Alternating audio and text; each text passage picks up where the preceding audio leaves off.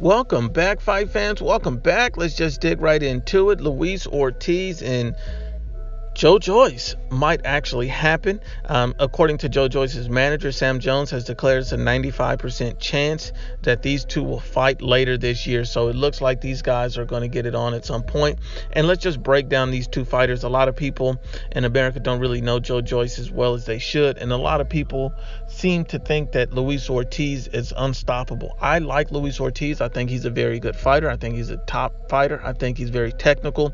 But at the same time, I think he's been blown up a little bit more than what he should because of his fight with Deontay Wilder. His most recent fight, he went 10 rounds with Travis Kaufman before stopping him later in the 10th round. I give Luis King Kong Ortiz his credit, but at the same time, Travis Kaufman is not an elite level fighter. He's not even a solid B level fighter. At very best, Travis Kaufman is a C level fighter, and that's being generous to Travis Kaufman.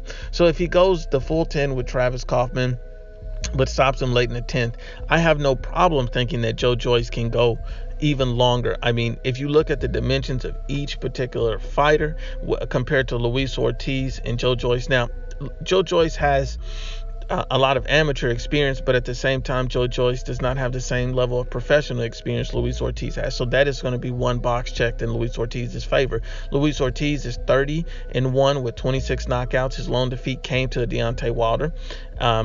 Luis Ortiz is 39 years old, or at least listed as 39. He's 6'4" with a 78-inch reach. So the age advantage will have to go to Joe Joyce. Joe Joyce is 33 years old. He's 6'6" with an 80-inch reach. So the height, reach, and age advantage all go to Joe Joyce. Joe Joyce is 7-0 with 7 knockouts. Joe Joyce has shown and flashed good, solid power. Could be elite power. We don't know because we haven't seen Joe Joyce in there with the best. Joe Joyce has sparred with the Tyson Fury, got a lot of work in and preparation and preparing Tyson Fury for the Deontay Wilder fight. So, Joe Joyce has some experience with top-level fighters like that. Joe Joyce is being rushed along in the big fights, and if he were to beat Luis Ortiz, that would cement him up there as a top-level contender to look at guys like Fury, Joshua, and Wilder. So you can definitely expect that. I think that this is the type of fight that Joe Joyce needs to take in order for him being rushed along, in order for him to be instantly putting the mix of all those good fighters. He needs a fight like this against a good fighter like Luis Ortiz.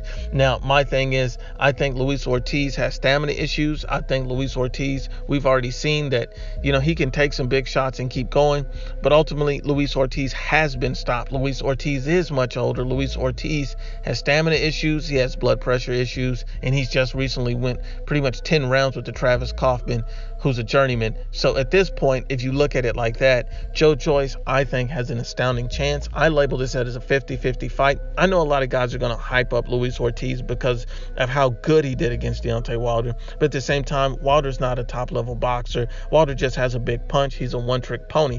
So when I look at something, I look at it in its totality.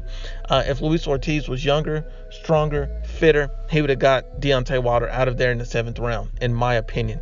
I think that Joe Joyce, Luis Ortiz is a 50-50 fight. It could literally go either way. I think Joe Joyce has the height, the reach, the youth. All those things are working in his favor. He's shown to be a very good fighter as well. And it's going to be a very interesting fight. It'll let us know whether Joe Joyce is the real deal, if he's ready for steps up in competition and truly be rushed, or if Luis Ortiz is just too much and he needs to get a rematch with one of the top guys such as Deontay Wilder, or even go in and try to get a fight with, Tyson Fury or Anthony Joshua or another big name, Dillian White. So this will let us know where each one of these guys belong at this point in their career and their trajectories. Once again, Unbiased as always, it's the Ibfp. Please share, like, and you must absolutely subscribe.